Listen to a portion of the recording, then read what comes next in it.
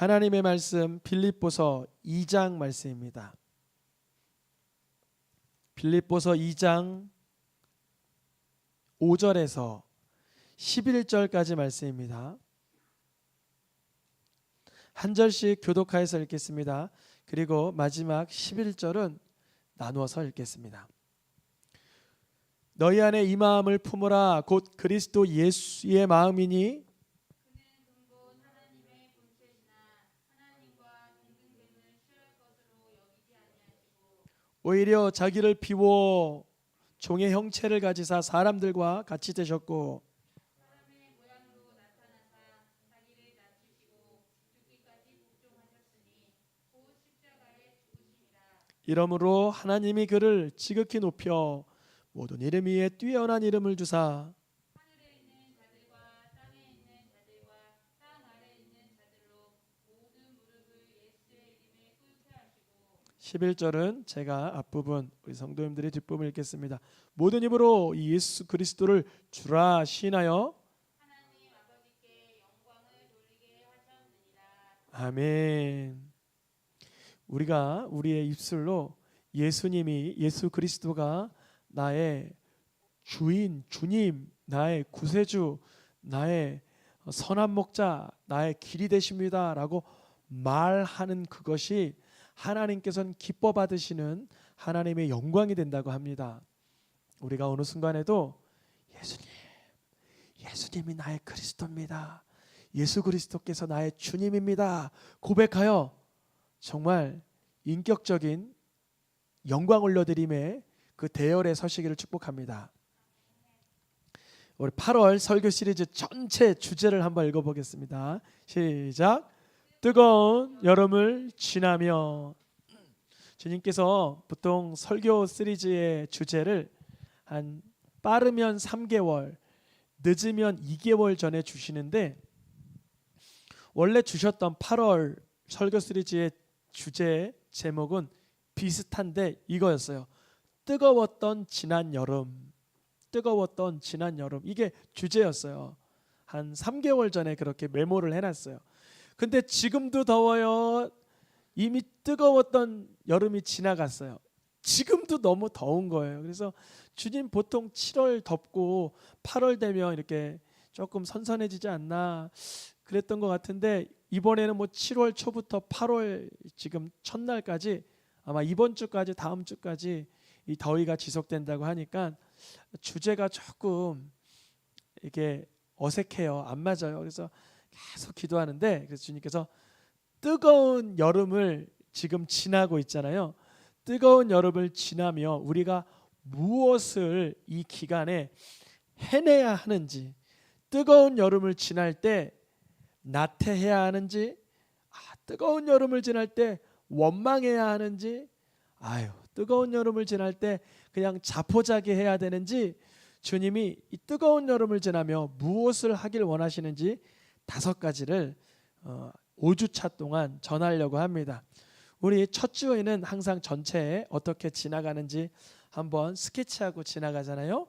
먼저 오늘 말씀이죠. 제가 주제를 말하면 성도님들이 그 주차별 그 제목을 읽으면 됩니다. 제가 뜨거운 여름을 지나며 겸손히 익어가야 합니다. 이렇게 제가 먼저 오늘 첫 주의 제목은 뜨거운 여름을 지나며 한 번 더 해볼까요? 뜨거운 여름을 지나며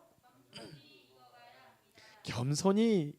이 뜨거운 여름에 곡식이 태양 앞에서는 수고리듯이 겸손히 익어가야죠. 두 번째 주는 뜨거운 여름을 지나며 더운 여름 원망할 수 있고 푸념할 수 있고 이렇게 불평할 수 있는데요. 원망은 독소입니다. 독소. 우리가 원망을 하나 하면 내 속마음이 후련해지는 게 아니라 그게 독으로 나를 이렇게 어둠으로 치닫게 하고요. 원망은 나를 죽이는, 상황을 악화시키는 것입니다. 감사로 무르익어 가야죠. 다시 세 번째 주는 뜨거운 여름을 지나며. 맞아요. 우리가 겸손하고 감사하는데 성과가 보이지 않은 것 같아요. 그때 주님은 인내하는 걸 보세요. 오래 참는 걸 보세요. 네 번째 주에 뜨거운 여름을 지나며 분명 주님은 우리 새생명교회를, 우리 성도님들의 사업장을 풍성하게 하실 것입니다. 그런데 나누는 제사를 드리느냐를 보고 계세요. 작은 것 하나로 하나님의 영광을 위하여 나누며 살고 있는지를 보십니다. 마지막 주는 뜨거운 여름을 지나며,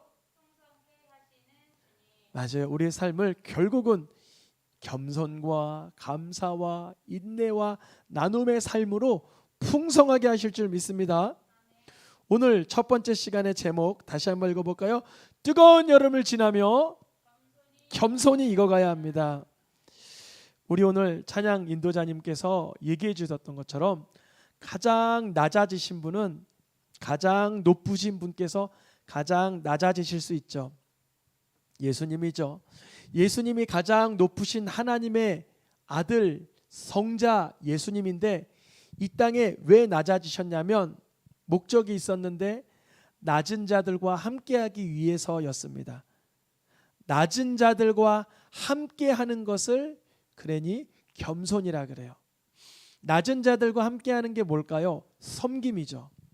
예수님께서는 높은 곳에서 관망만 하시고 이렇게 멀찌감치 지켜만 보신 게 아니라 낮은 곳에 오셔서 낮은 자들을 섬기시려고 제자들의 발을 닦이시고 죄인들의 허물을 덮어주시고 연약한 자들의 연약함을 감싸주시기 위해서, 섬기기 위해서 오셨어요.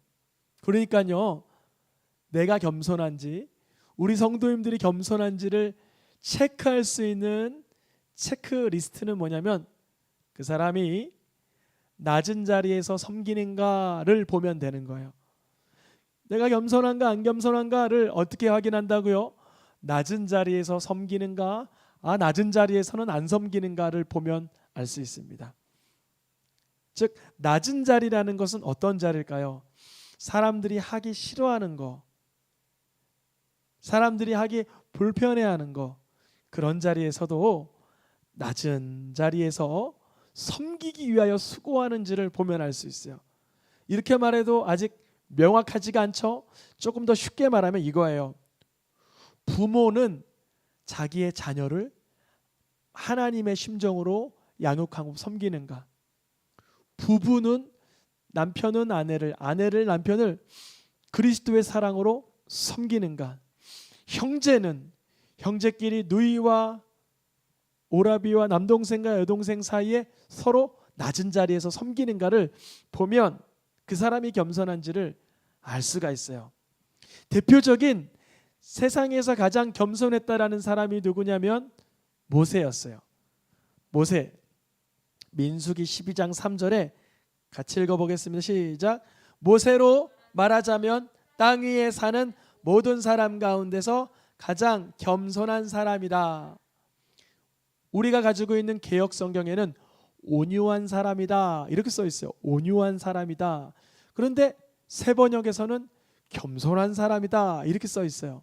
그러니까 온유와 겸손은 교차해서 쓸 수 있다는 거예요. 야, 저 사람 참 겸손한데 온유하지 못해. 이거는 잘못 얘기한 거예요. 온유해야 겸손한 거고 겸손해야 무엇한 거예요? 온유한 거예요. 그런데 그 모세가 왜 민수기 12장 3절에서 겸손하다, 온유하다 이렇게 말할 수 있었냐면요, 그 본문에 자세히 들여다보면 모세를 그 누이 미리암이 비방해요. 근데 비방해서 하나님께서 그 미리암을 향해서 질병을 내리십니다. 그런데 그 미리암이 질병 걸릴 때 누가 중보로 기도해요? 모세가 기도하는 거예요. 여러분, 정말 겸손하고 온유한 사람은 나를 비방하는 내 형제를 위해서 중보기도하는 거예요. 그게 바로 낮은 자리에서 중보기도하는 거예요. 그래서 모세가 낮은 자리에서 이렇게 기도하고 형제가 자기를 비방해도 기도할 수 있었던 이 성품을 성경에서는 온유하다, 겸손하다 이렇게 말하고 있어요. 더 나아가 히브리서 11장에서는 모세가 원래 왕자였잖아요. 왕자. 애굽의 왕자로 등극할 수 있는 자리였잖아요. 그런데 모세는 그 왕자 공주의 아들이라고 칭하는 그 높은 자리를 거절하고 어디 하나님의 백성, 애굽에 종살이하던 이스라엘 백성들의 고난의 자리에 내려가서 섬기는 삶을 살았어요. 성경에서 겸손히 익어가는 방법을 잘 표현하는 것인데, 우리가 누릴 수 있었던 누림의 자리를 내어놓고, 내가 누릴 수는 없지만 내 몸과 마음이 좀 피곤하고 힘이 들 수는 있지만 섬기는 자리로 나아가는 그것을 겸손하다고 말씀하십니다. 그 반대로 교만이 뭘까요? 교만하다는 것은 섬길 수 없다는 거예요. 집에서도 섬길 수 없고 회사에서도 섬길 수가 없고 아무도 보지 않는 그 자리에선 더 섬길 수 없는, 그 섬길 수 없다라는 것은 겸손치 못한 교만이라는 것이죠. 왜 그러면 다른 사람을 섬길 수가 없을까요? 이유는 이거예요.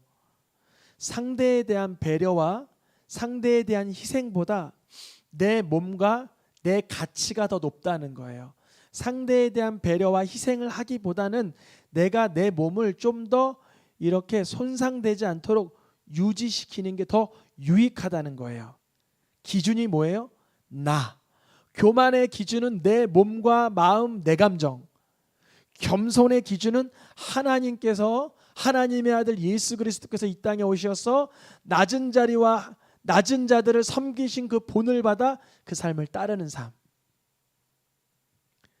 또한 겸손은 하나님을 경외하는 자들이 가질 수 있어요. 누구를 경외한다고요?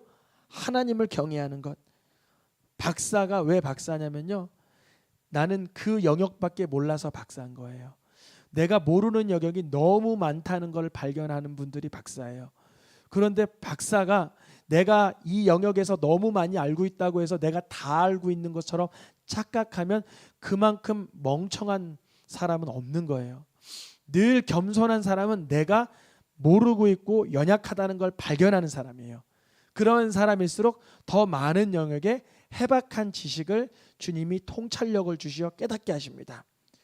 겸손한 사람은 하나님을 경외하기 때문에 내가 참 모르고 있다는 것을 늘 발견하며 살아가요. 천지 만물을 연구하는 사람이라 할지라도 하나님 앞에서는 내가 알고 있는 게 정말 손톱 밑에 때만큼도 모르고 있다는 것을 알게 된다는 것입니다. 첫째, 겸손은 섬기는 것입니다. 둘째, 겸손은 하나님을 경외하는 것이에요. 한번 정돈시켜 볼까요? 첫째, 겸손은 뭐라고요? 다른 사람을 섬기는 것. 둘째, 겸손은 뭐라고요? 하나님을 경외하는 것. 그러니까 겸손은 결국 하나님에 대한 태도와 사람에 대한 태도를 보면 알 수 있는 거예요. 겸손한가? 내가 지금 겸손의 영성이 있는가? 내가 지금 겸손으로 익어가는가?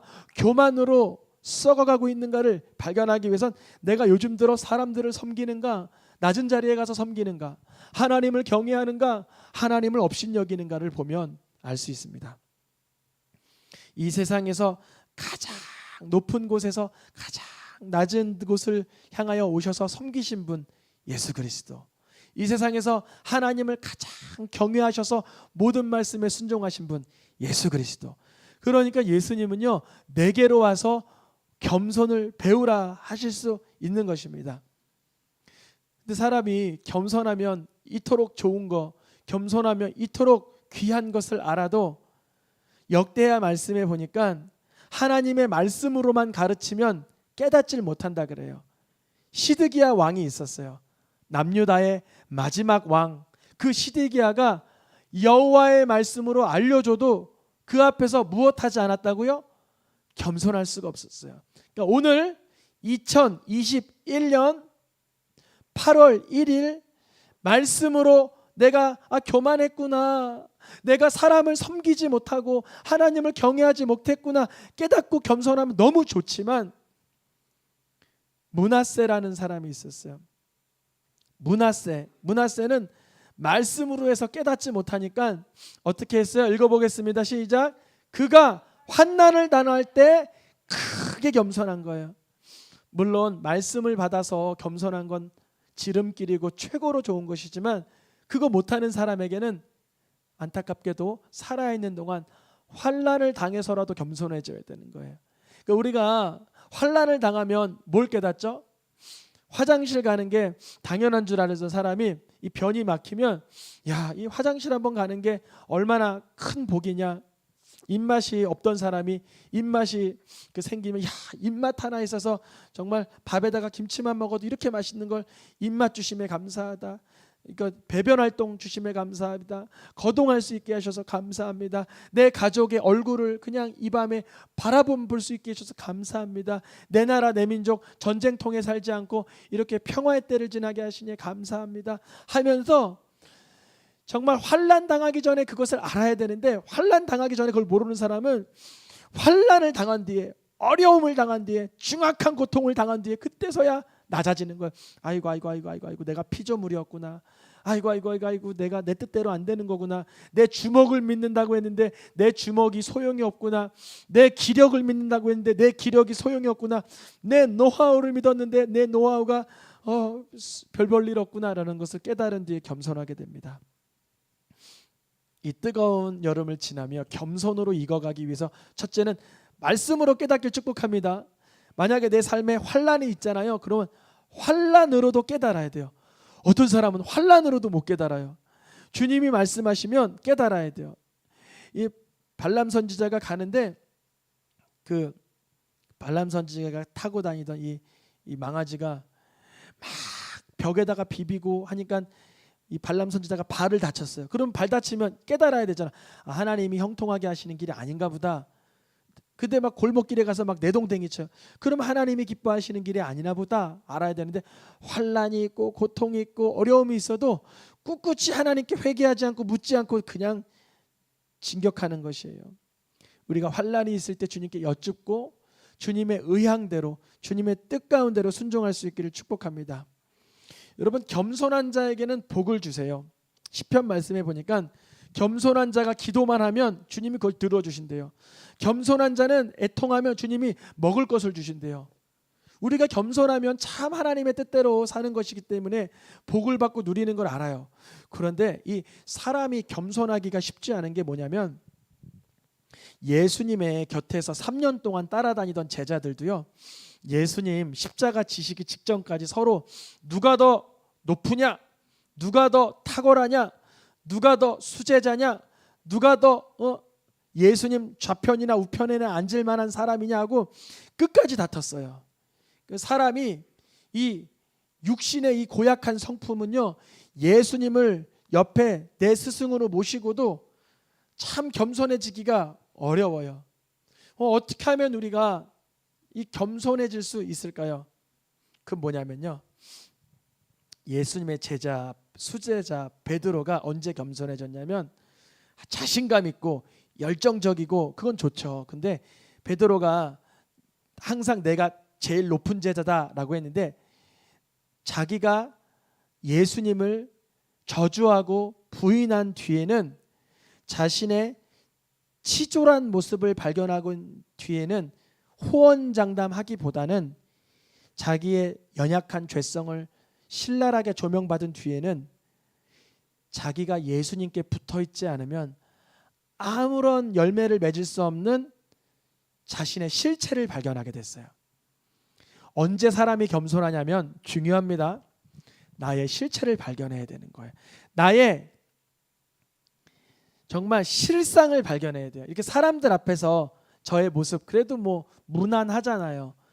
사람들을 보고 있을 때 내 모습 적당하잖아요. 그냥 뭐 그래도 어느 정도 예의 갖추고 너무나 모난 행동은 안 하잖아요. 그런데 나의 영적 상태의 실체, 음흉함, 비천한 상태, 아주 곤고한 상태를 하나님 앞에 이렇게 조명받을 때 그때서야 내가 호언장담하거나 떵떵거릴 수 없는 나라는 것을 발견하게 돼요.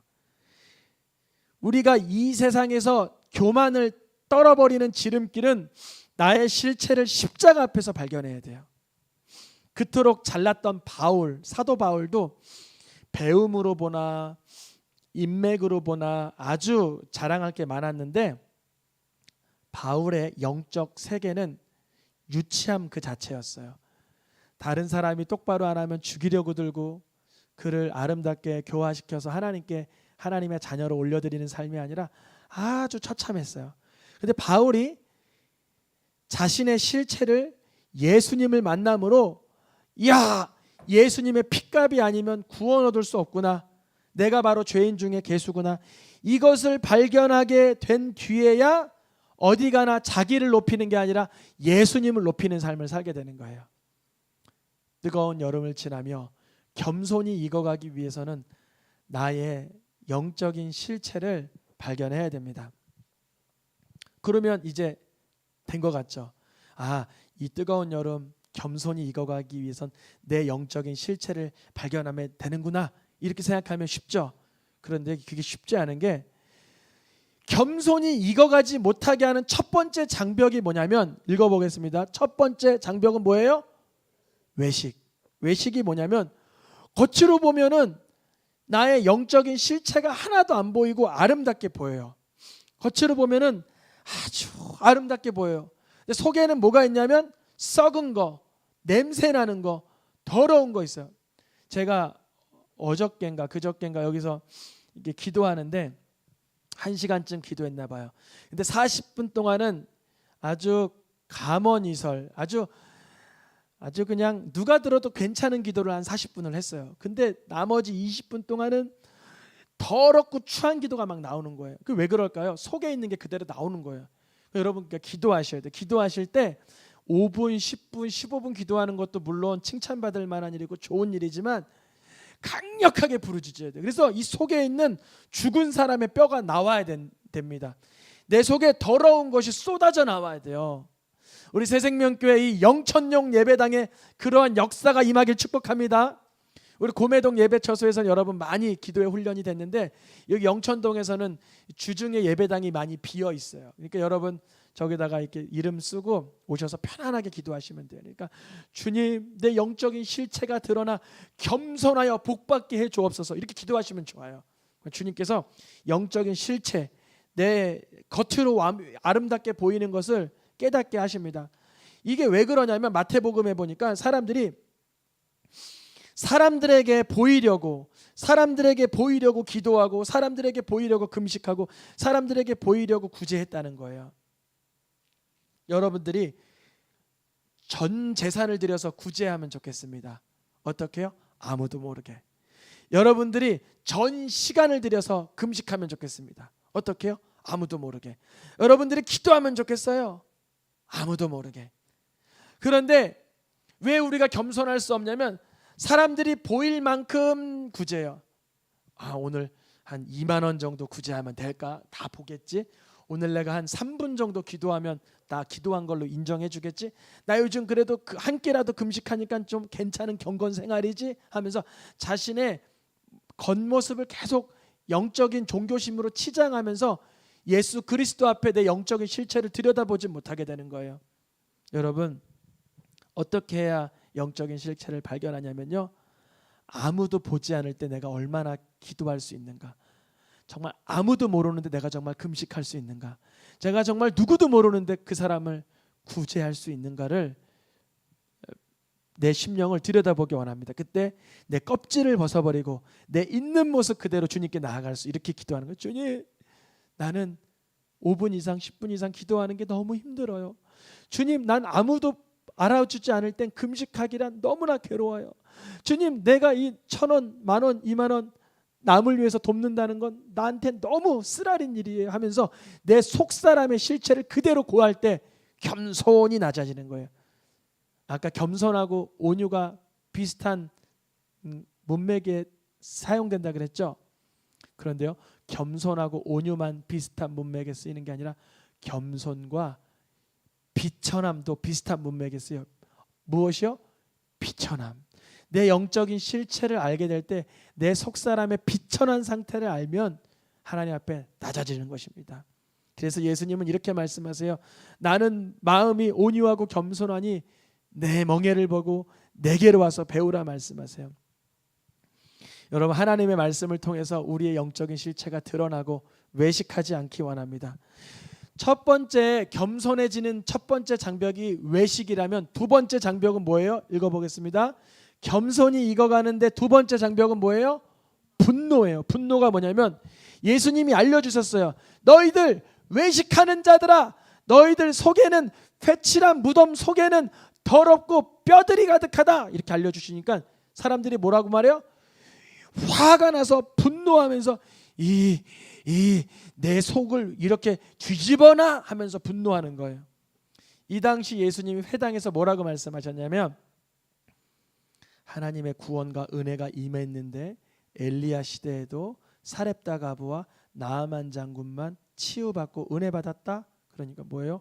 우리는 아니라는 거잖아 하면서 분노하는 거예요. 우리가 겸손해질 수 없는 두 가지의 장벽이 있는데 한 가지는 안 그런 것처럼, 두 번째는 말씀으로 드러났을 때 분노해 버리는 거예요. 난 안 그런데 너가 나를 지적했어, 이렇게 하는 거예요. 겸손히 익어가기 위해서는요, 첫째, 내 속사람이 외식하지 않고 말씀 앞에 드러나야 됩니다. 두 번째, 사람에게 노여워할 것 없이 하나님 앞에 자복하며 부르짖어야 됩니다. 말씀과 기도가 아니고서는 그 누구도 겸손히 익어갈 수 없는 것입니다. 가장 겸손하다던 오늘 본 모세도 결국은 하나님의 은혜로 구원받음을 발견합니다. 그가 가나안 땅에 들어가지 못함은 율법의 대명사인 본인이 율법으로는 들어갈 수 없고 오직 은혜로 들어간다는 것이며, 이스라엘 통일왕국 다윗도 하나님 앞에선 자신의 죄성을 깨닫고 하나님의 은혜로만 구원받은 것을 발견한 것처럼 우리도 죄인을 대신해서 십자가에서 죽으신 오직 예수님의 이름으로만 구원받을 수 있다라는 이 진리를 깨달을 때 겸손할 수 있는 것입니다. 우리가 이 뜨거운 여름을 지나며 겸손히 익어갈 수 있기를 축복합니다. 우리 찬양하며 기도하겠습니다.